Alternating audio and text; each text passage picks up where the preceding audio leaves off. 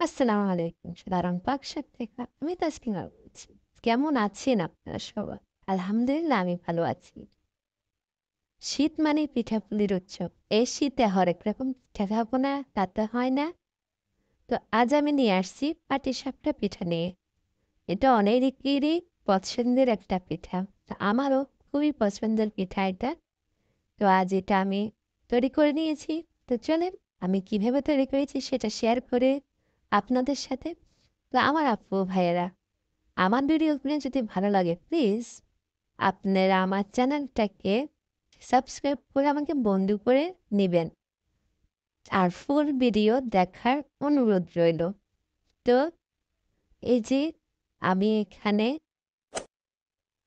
2 cup চালের গুঁড়ো নিয়েছি আর আধা কাপ ময়দা নিয়েছি। তারপরে এখানে আমি অনেকগুলা দুধের গুঁড়া দিয়ে দিয়েছি আর একটু লবণ দিয়ে দিলাম। ব্যাস, এবার আমি এটা মিশিয়ে নেব। এই চালের গুঁড়া আমার আম্মুর দেওয়া। আমার ঘরে সবসময় আমার আম্মুর দেওয়া চালের গুঁড়া থাকে।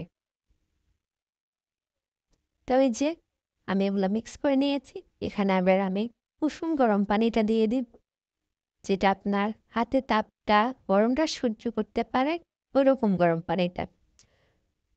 তো আপনারা আমার থেকে ভালোই জানেন, এত আহ, বলে বুঝাতে হবে না আপনাদেরকে।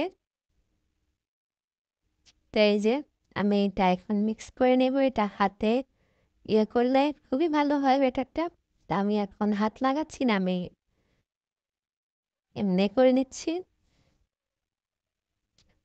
তা আমার ভাইয়া আপনারা যারা আমার ভিডিওটা দেখতে দেখতে এই পর্যন্ত আসছেন, আপনাদেরকে অসংখ্য ধন্যবাদ।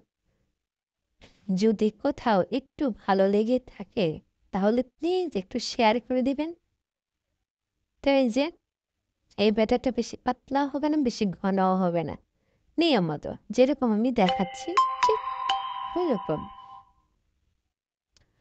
তা আমি পিঠাটা 2 রকমের বানাবো, একটা গুড় দিয়ে আর একটা চিনি দিয়ে। তো তাই কারণে আমি একটু ব্যাটার আলাদা করে নিচ্ছি। আলাদা করে নিয়ে আমি এখানে এক বাটিতে একটু গুড় মিশিয়ে নিব আর অন্য বাটিতে আমি চিনি মিশিয়ে নিব। এত বেশি ঝামেলা করা লাগবে না, আলাদা আলাদা কোনো ব্যাটার করা লাগবে না।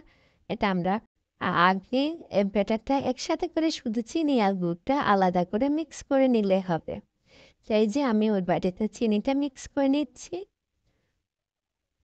ওখানে একটু পানি মনে হচ্ছে কম, তাই আমি আরেকটু পানি অ্যাড করে দিলাম।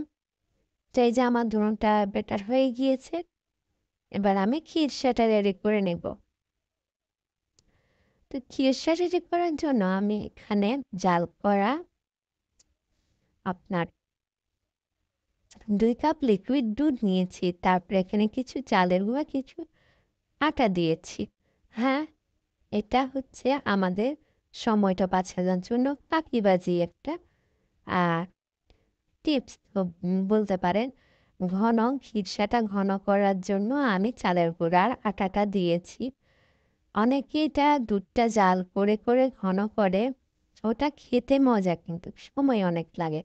তো আমার বাবা অত ধৈর্য নাই। আহ, আমি তাড়াতাড়ি করে করার জন্য আমি এটা করলাম আর কি। তো এই যে দেখেন বলক চলে আসার সাথে সাথে খিরসাটা কিরকম ঘন হয়ে আসতেছে। একটু নারকেল কোড়া দিয়েছি, নারকেল কোড়াটা দিলে কি হয় খেতে ভালো লাগে। তো এই যে আমার খিরসাটা ঘন হয়ে আসতেছে। এটা বেশি বেশি ঘন করবো না, কারণ ঠান্ডা হলে এমনিই ঘন হয়ে যাবে। তাই আমি এখন এটা বেশি ঘন করবো না, আর এটা অনবরত নাড়তে হবে, না নাড়তে এটা নিচে লেগে যাবে। তো আমার আপু ভাইয়েরা নিশ্চয়ই আমার কথাগুলো আপনাদের থেকে খুবই খারাপ লাগতেছে। এখন করার কিছু নাই, খারাপ লাগলেও প্লিজ কষ্ট করে ফুল ভিডিওটা দেখে দিবেন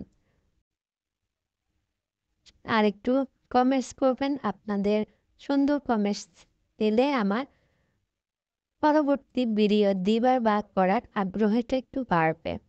তো এই যে এরপর জানি একটু ঘি দিয়ে দিলাম, এটা আমার হাতে তৈরি করা ঘি।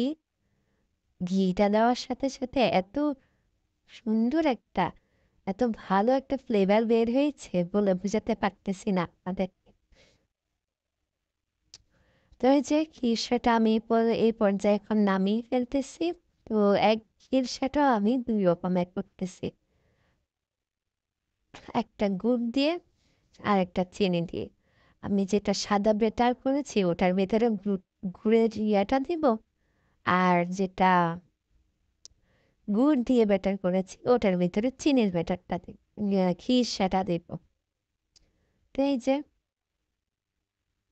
আমার দোনোটা খিরসা রেডি হয়ে গিয়েছে।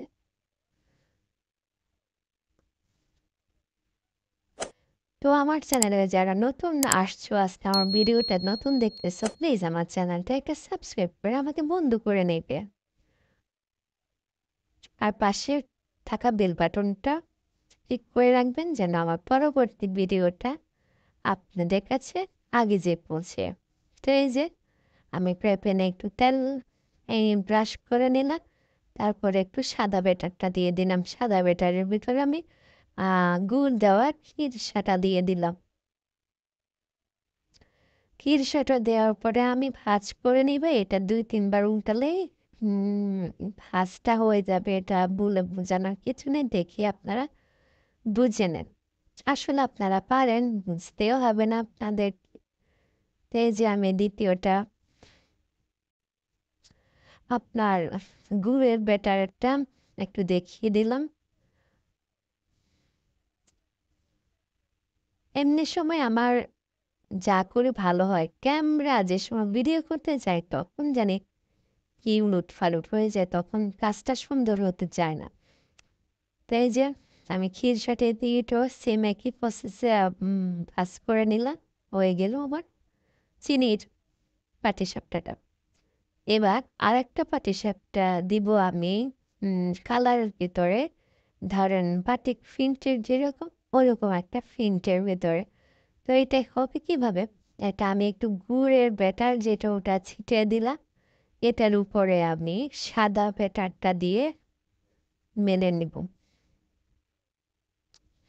তারপরে এটার ভেতরে আমি খিরসা দিয়ে দেবো, খিরসা দিয়ে ভাজ করব। এটা নিচের পার্টে আর একটু সাদা, একটু আপনার গুড়ের ব্যাটারের কালার, একটু মানে দু রকমের কালার, ফিন্ট ফিন্ট মনে হয়, দেখতে ভালো লাগছে আমার থেকে। তো এই যে একই ব্যাটার দিয়ে আমি ৩ রকমের পাটিসাপটা পিঠা বানিয়ে নিলাম। এই যে আমার পাটিসাপটা রেডি। তো চুপ করে বসে থাকবেন না, খাওয়া শুরু করেন সবাই। হ্যাঁ, খেতে অনেক ভালো লেগেছে। খাওয়াতে পারলে বুঝতেন হয়তো। তো এই যে লোভ সামলাতে পারলাম না, একটু খেয়ে নিলাম। তো আমার আপু ভাইয়েরা আমাকে বেশি করে একটু সাপোর্ট করে যাবেন, পাশে থাকবেন, এই কামনা এই করে।